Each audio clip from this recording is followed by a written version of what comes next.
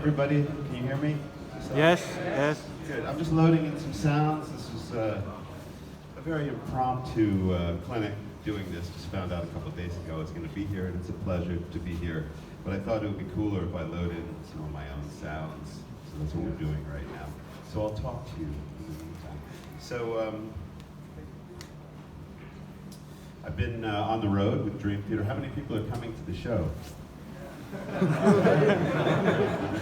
Yeah, we've been on the road for a while now. This tour is a 7-week tour, and it's been a lot of fun. Different town every day. I just woke up. I just got off the bus actually this morning, delirious at 10 a.m. And my tour manager was like, "Wake up, wake up!" And I was in the middle of some really, really weird dreams. And, but I got up and I was like, "Okay, get yourself together. You're gonna go do a clinic today. Here you go." So I'm here. So while this is loading, I'll tell you. So I've been using Korg equipment for a long time, and that's it's been an amazing relationship with Korg. I was recounting to my friend who is the distributor here for Korg, like kind of my story with Korg, which is basically let's see what these sounds work. Which is good. Thank you, Gerald. That's my protege over there, wonderful musician, Gerald Peter, who helped me load in that USB stick. It was a little tricky, right? It's kind of like, what is this? Yeah, I started using Korg a long time ago.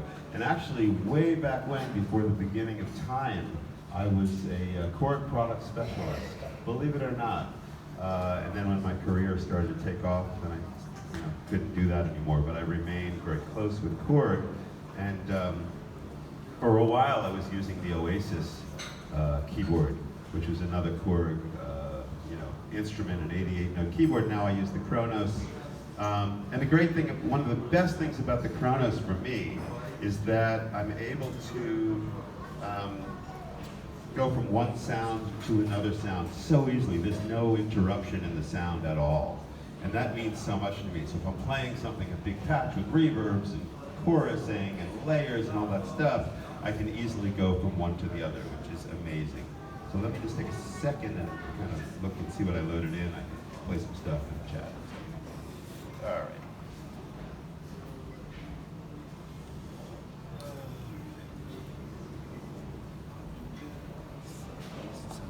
Yeah, so like in the Dream Theater world, I play, in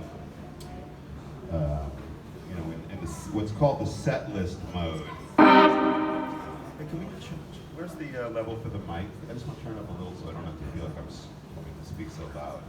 I want to turn it up a little bit. Who is at the store that can do that? Just turn the mic up a little. Yeah. Cool.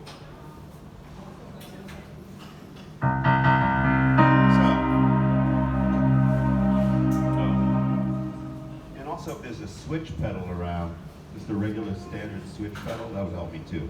Because one thing I do when I'm with Dream Theater, which is really, really helpful, is I just like let people say, "How do you change the sounds like that?"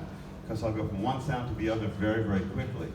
And it's not that magical, although I guess it seems magical. It's just a pedal, which I'm hoping one of the guys can grab for me.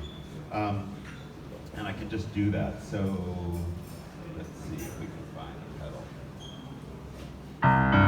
Switch pedal. While he's looking for that, I'll show you. So I can be on a piano sound.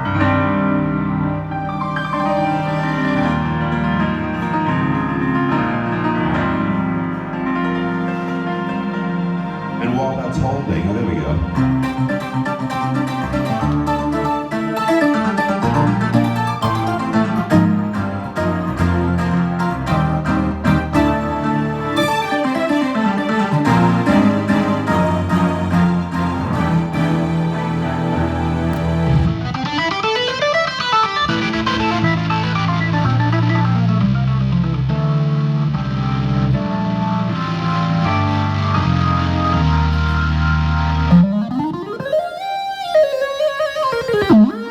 It's that seamless kind of idea that is really the beauty of this instrument.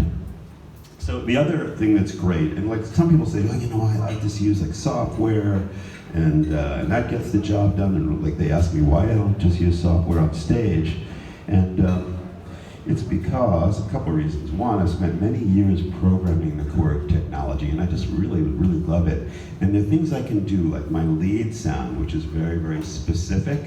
And I use the controllers in an interesting way, and I just can't seem to get that out of these virtual instruments. So something like this.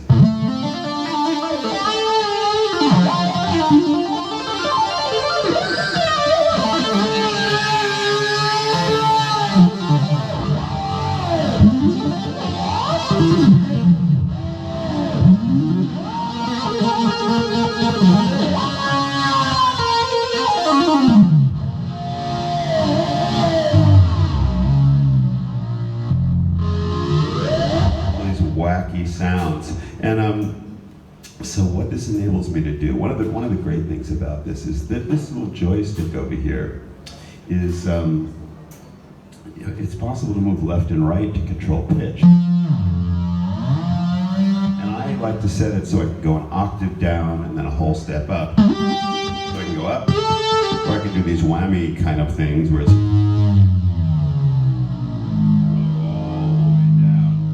in addition to that, if I move the joystick towards me or away from me, it's bringing in harmonics. And then with the switches, I can change which harmonics it brings in.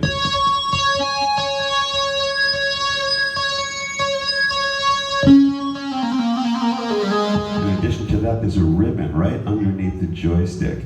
And if I put the way I do it is I put my fifth finger, my pinky, down on that ribbon, it adds this, I programmed it so it adds this kind of like low sub kind of grungy stuff. So I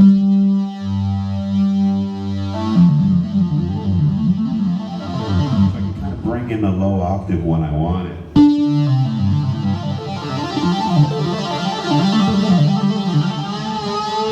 And if I add the harmonics, I've also got it programmed so it kind of interacts with the harmonics, so it becomes very much alive. Like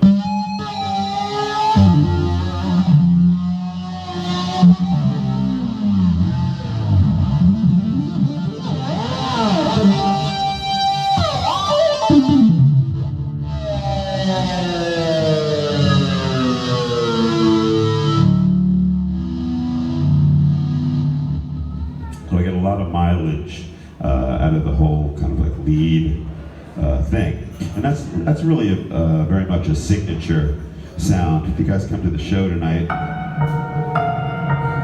might hear me play this.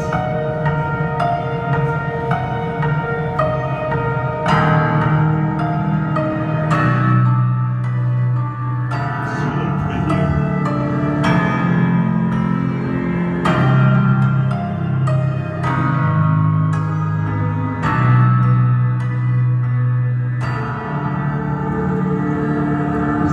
Stop there. It does. So the other thing that's amazing, okay, so when I play on stage, about 95% of what I do, everything you hear comes out of the Kronos, which is pretty crazy, and it's, in a way, it's unbelievable, but it is true. And that's one of the reasons that I can use this, because it's like it's a workhorse. You know, you can take, I've played thousands of gigs, and it's just so reliable, and I'm not kidding. It just truly is, and that's so important to me as a working musician. But I can do all kinds of splits and layers. Now, splits and layers is not that unusual in today's world, but the way that it's organized on the Korg, and the way that it sounds, and the way again that I can go from patch to patch is really unique. So I could have, like in this example,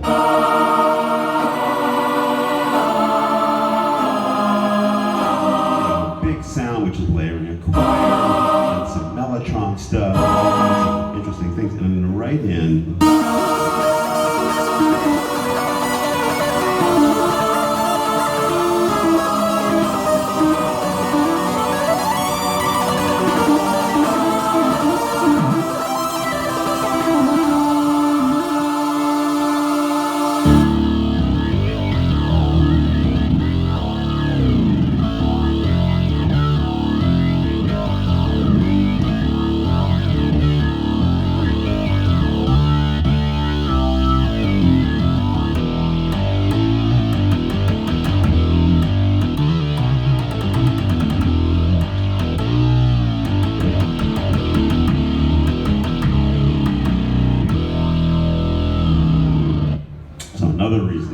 love the Korg stuff, it's because I have a whole lot of really, really heavy sounds. A lot of times, as keyboard players, Gerald can attest to this too, sometimes we have to be very modest and leave our ego at the door, because when you're playing in a rock band and you play a sound like this,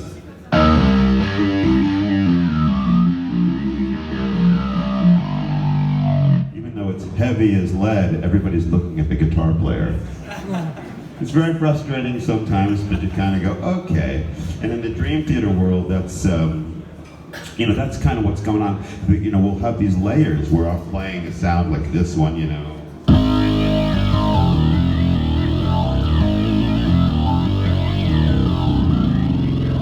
It's like, really, really low and super, super heavy.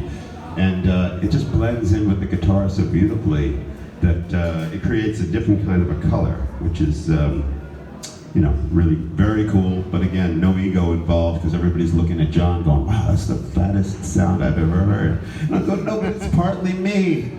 It's okay, it's okay. I'm relaxing.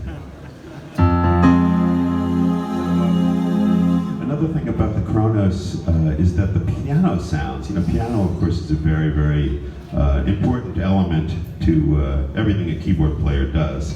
So, and there's many choices of piano sounds in the Kronos, and I use, depending on the song, I'll use a lot of them.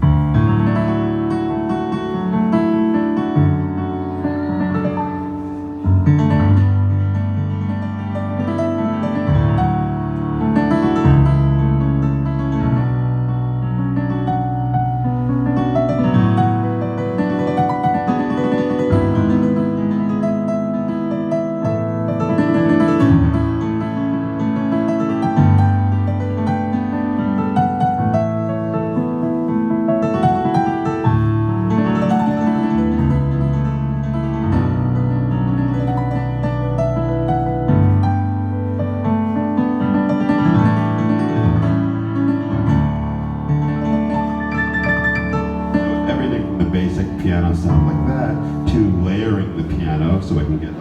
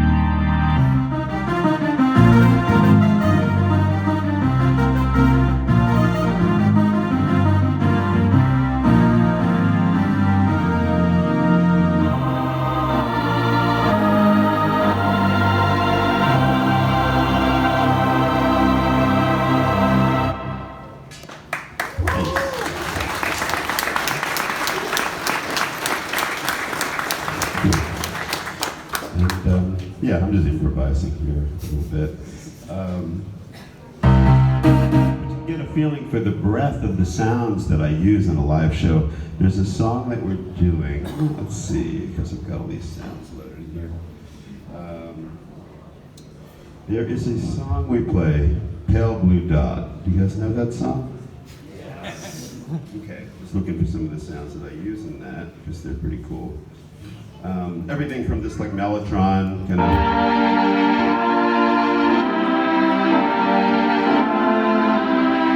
pianos mixed with pads.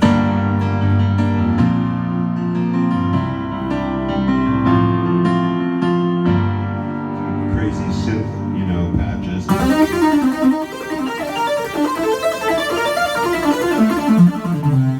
Like a lot of times what I'll do is I will layer sounds a lot.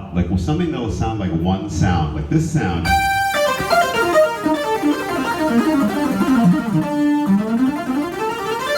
can think, okay, it's one thing, but it's really not. If I go in and kind of solo it, at the different layers, you've got this. That's one. That's two. 3. 4.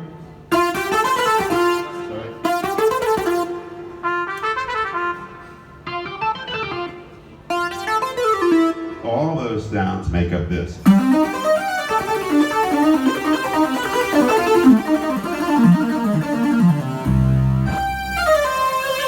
I'm kind of like a cook in the kitchen, if you will, when I make my sounds.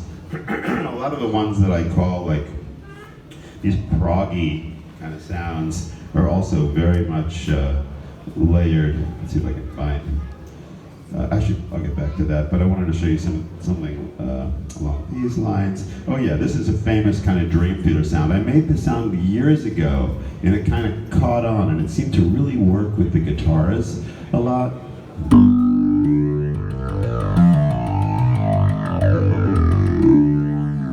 We affectionately call it the pig. Yes. Snarling Somewhere. pig. Oh, you got the pedal. Yeah, that's nice. Thank you. I'm going to plug it into the switch.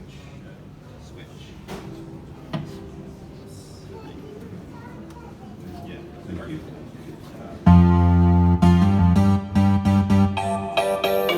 Yeah.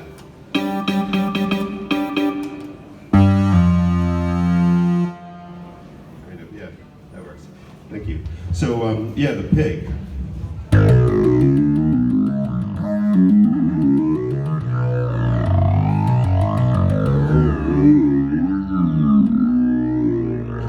Funny in the studio sometimes we'd be hanging out. These are in the days of Mike Portnoy, and Mike would be like, I'd be trying different sounds, and he would go, yeah, just use the pig, man. Use the pig, it always works.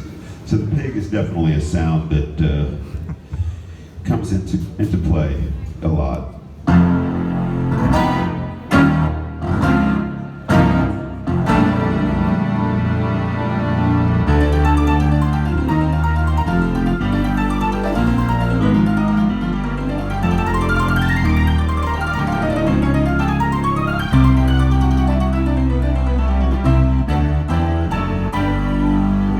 Like this, we can go in and kind of take it apart a little bit, see what it's made of. A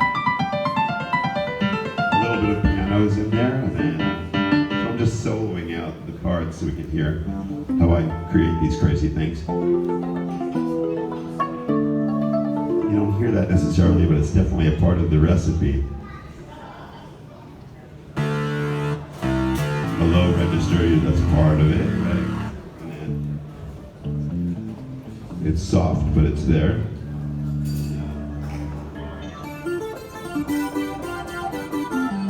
That. A little bit of that sound. This one is in there, and you also have.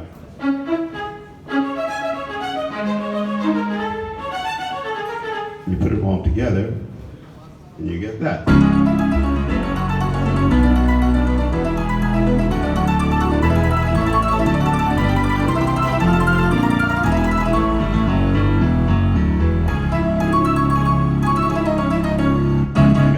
Rudess Project? Does that ring a bell to anybody? One guy, this is years ago, probably before some of you were born.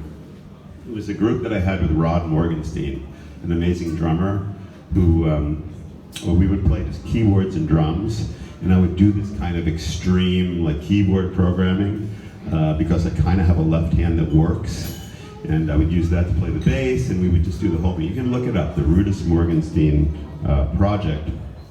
Really fun. It was a lot of fun music. I'm thinking about doing something like that again because it was really a cool live thing as well. All right, so let me go back into the Pale Blue Dot sounds because, yeah, so one of the things in Pale Blue Dot, it's a big, like, epic kind of song, and we need, like,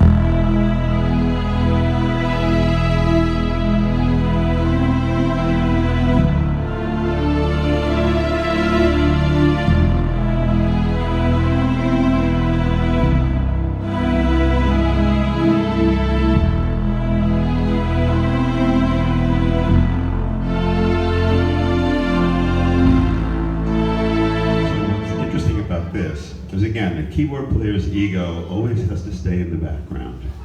In this case, you know, in progressive rock, you guys know what the Taurus bass pedals are? Taurus bass pedals. So this was the thing that made the sound of like Genesis and King Crimson and different groups would use this kind of Moog Taurus bass pedals. So generally, I'll be playing the Taurus bass pedals with my pinky. So if you hear like, and the whole room is shaking, like maybe another good example of that. Let me move on into the next set here. Hold on a second. It's kind of scrolling through my patches here a little bit. To Spirit Carries On. All right, so Spirit Carries On. I've got the Taurus bass pedal in my pinky, literally, my fifth finger, and then choir and piano in that hand, and big organ chords as well. So it kind of all comes together like this.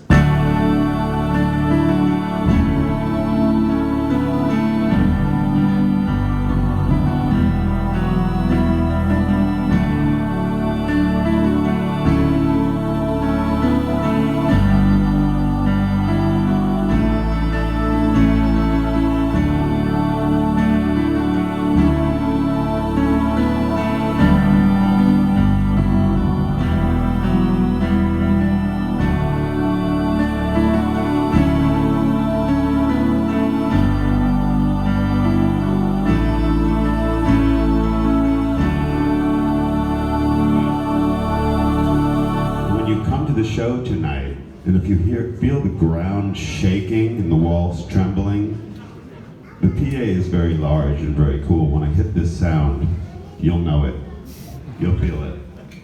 So it's one of the most fun kind of like layers that I do. So here's another preview, I guess. There's a part in Finally Free where these huge kind of bells going on.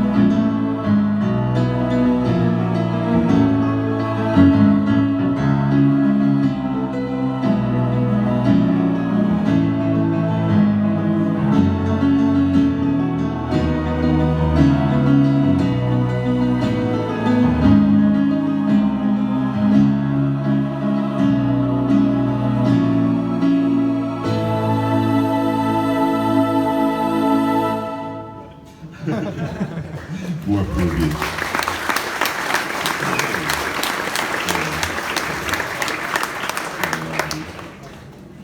Then at the end, this is kind of a fun sound too. It goes through three stages. Okay, this sound, which is fun. It's got really big. Again, so I should stress that in 2020, the life of a keyboard player is pretty damn good.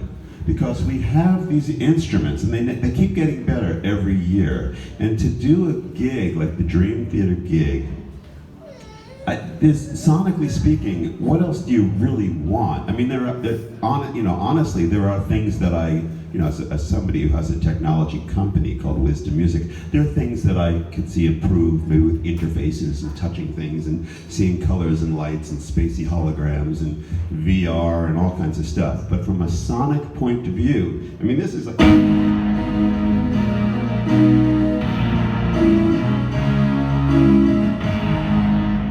That sounds pretty good. It's not like in the old days where we kind of have a little bit of a cheesy sound. We go, I wish this was better, this could be cooler.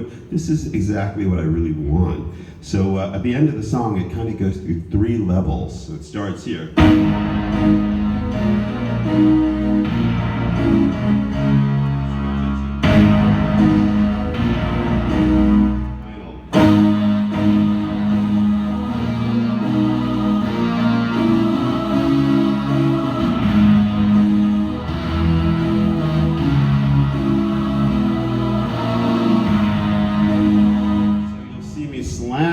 keyboard for two reasons, one of which it's fun.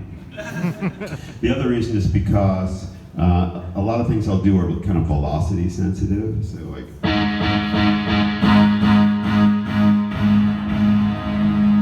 So lightly. You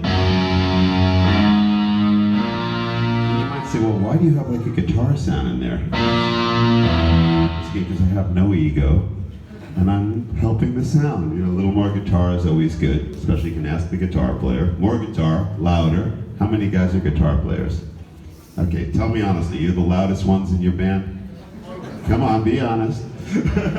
Yes. I remember the time I was on stage, and I'm not kidding, this is in the early days of Dream Theater, before we used in-ear monitors. And we had speakers. And I had these Mackie speakers. I think they were called the SRM 450 speakers. They were pretty big monitors. And I had 6 of them. Okay, so each one is about this high. So they stacked up to about here, and I had 2 columns of them. All right, so you're imagining that. And I thought I was playing pretty loud. I'd walk on stage and didn't matter what I did, I could not hear those speakers.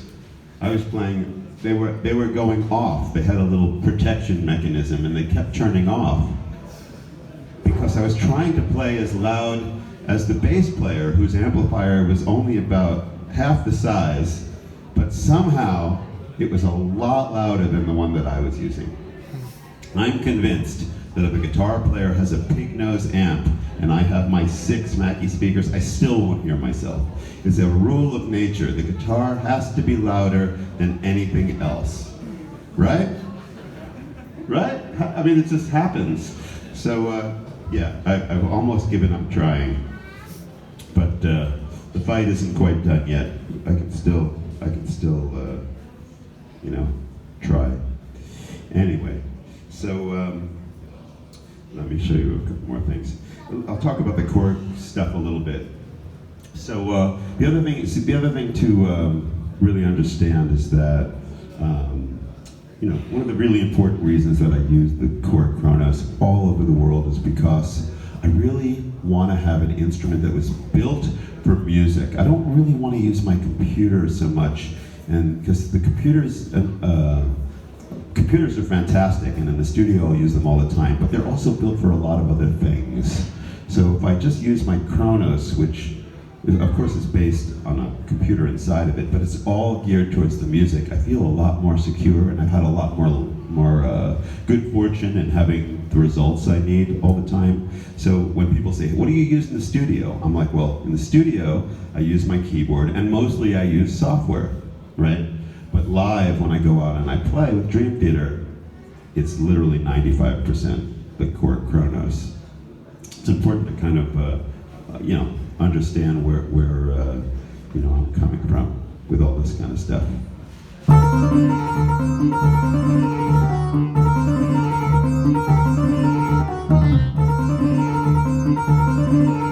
also discuss the variety of sounds. You know, I can get, I mean, it just goes through so many different kind of sonic, stylistic kind of things.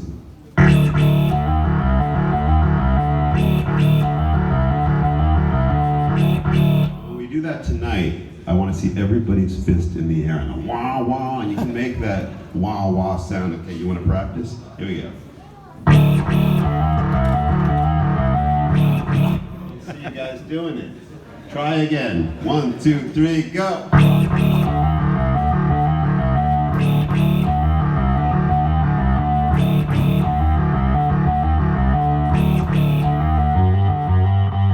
That's it.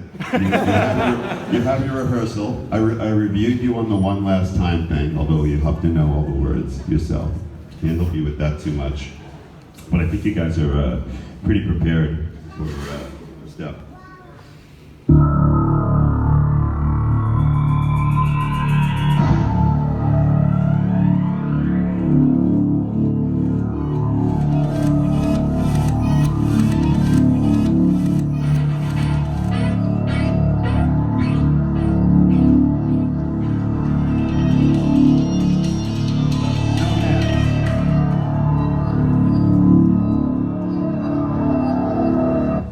Yeah, it's also the keyboard player's role to play some sound effects as well, which everybody thinks is coming from God or something like that, you know. But very often it's coming from the keyboard player.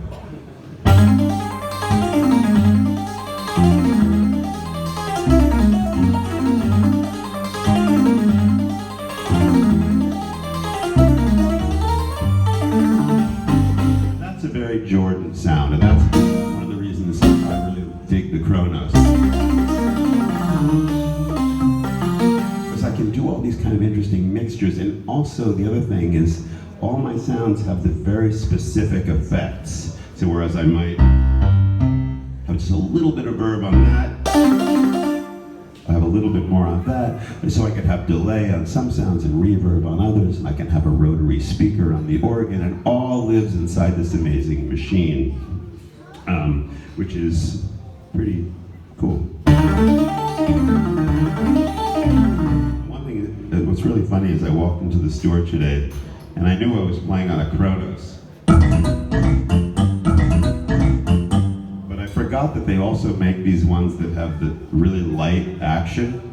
You know, I'm a pianist turned synthesist, and whenever my show is done on a weighted action. So when I'm playing for you today, I'm being very careful not to hit extra keys because it's like there's no weight. But an organ player would obviously love this. So I should say, the Kronos comes with this, I think it's called like a semi-weighted action. I might be wrong, the guys at the store or the distributor might have some information. But it feels very, let me go to a sound here.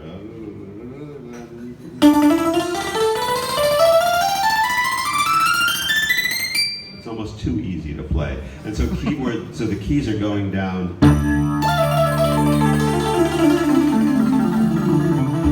The right keys are going down when I play, and sometimes the wrong keys are going down too, because it's too. There's no action for me. I need something with a little bit more give.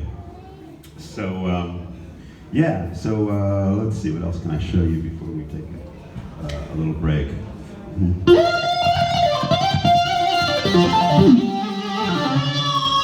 Different variations of my lead sound, which again, it's kind of an important thing. You know, in the guitar world, you think of guitarists because they have a very specific, what makes the difference between like a Steve Morse or John Petrucci or like a Guthrie Govan?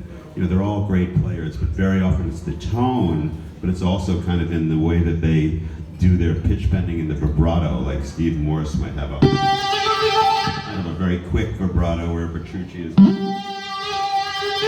maybe a slightly slower, sexy vibrato.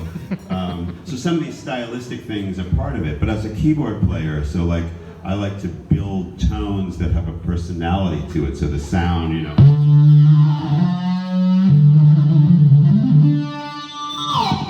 first of all, it's got to cut through the mix. So if anybody asks me, well, how do you build a keyboard lead sound? I said, well, if you're playing with a full band with guitars and everything, it really you have to be able to hear it. And I see there's people up top as well. Hello, hey everybody. I didn't even know you guys were there. That's so awesome. So yeah, it's got to cut through the mix. So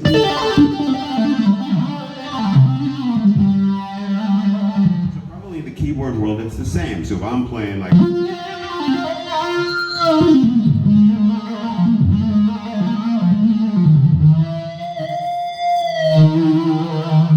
speed at which I bend and do vibrato is very much going to tell you it's me, or even if I'm doing like,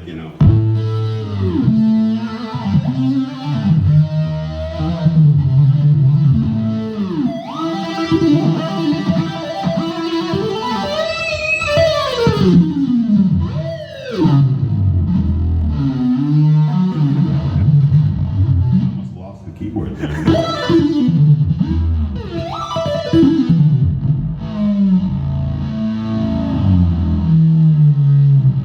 So if you ever hear stuff like that on a record, you say, oh, that's probably Jordan. Right, you can tell. So,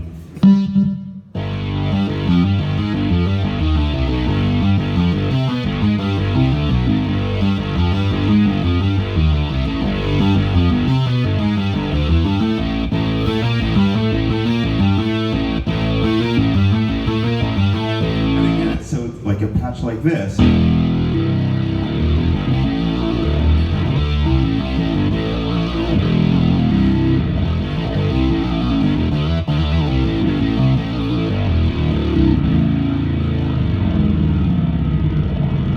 Is a real mixture of guitar, a little bit of analog synthesis, and some kind of digital as well to give it that like larger than life thing. As a synthesist, I'm always looking for sounds that are kind of real, but are also maybe has their own characteristic, like.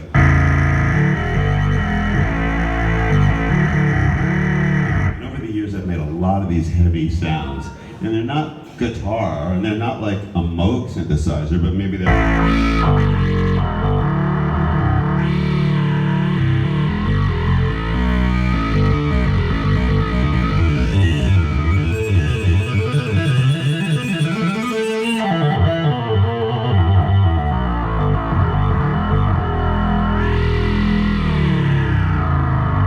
So it's one of the reasons I'm very tied into Korg is because I can make those kind of sounds, and over the years I've made so many patches kind of like that. I'll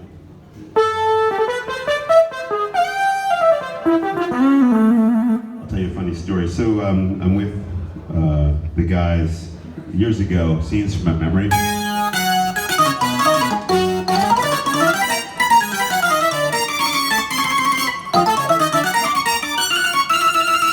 That song is Beyond This Life.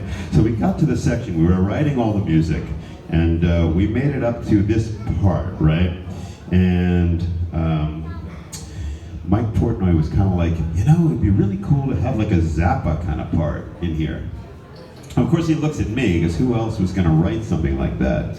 So I said, and I was thinking, oh, I can do that. I can make quirky, you know.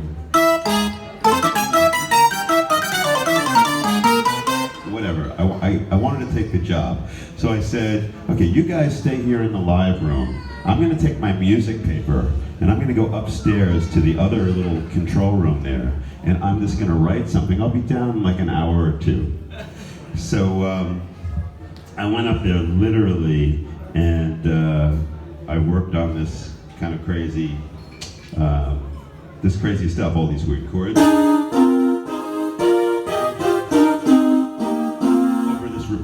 Kind of rocking bass line, and okay, so I left them alone, and I was up there probably an hour and a half, and I wrote it all down. I still do this with like pencil and paper, literally just with pencil and paper. And I came down, I said, okay guys, let's try this. I think I got something.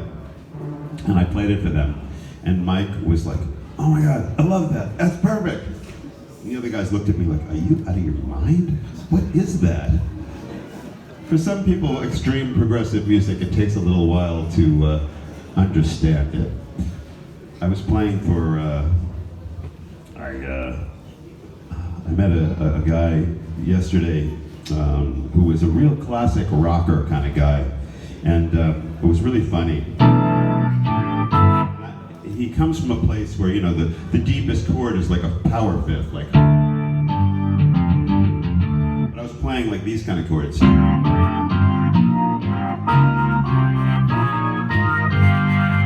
He looked at me and said, what are all those wrong notes you're hitting?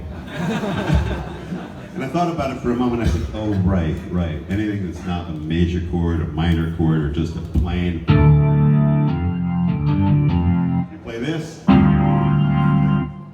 those are wrong notes. So really kind of funny, people's different perspective of music.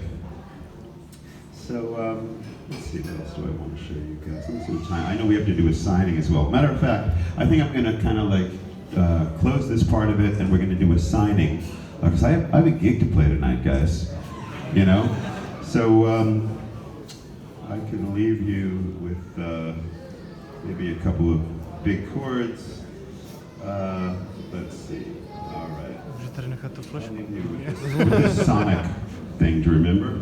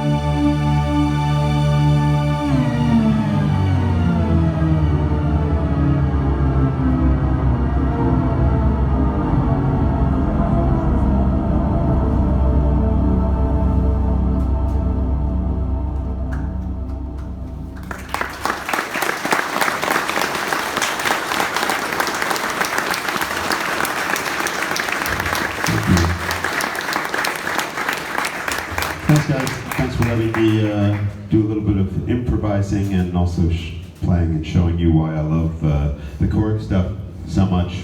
This love affair is real. These things are really cool. And of course, you should also, if you're interested in keyboards, you should also check out the grand stage and all the amazing instruments. Korg has the Chrome, and I think we're kind of standing in Korg land here, so you can check it out. The Kronos, which I play, is like the mothership. It's the big daddy of them all.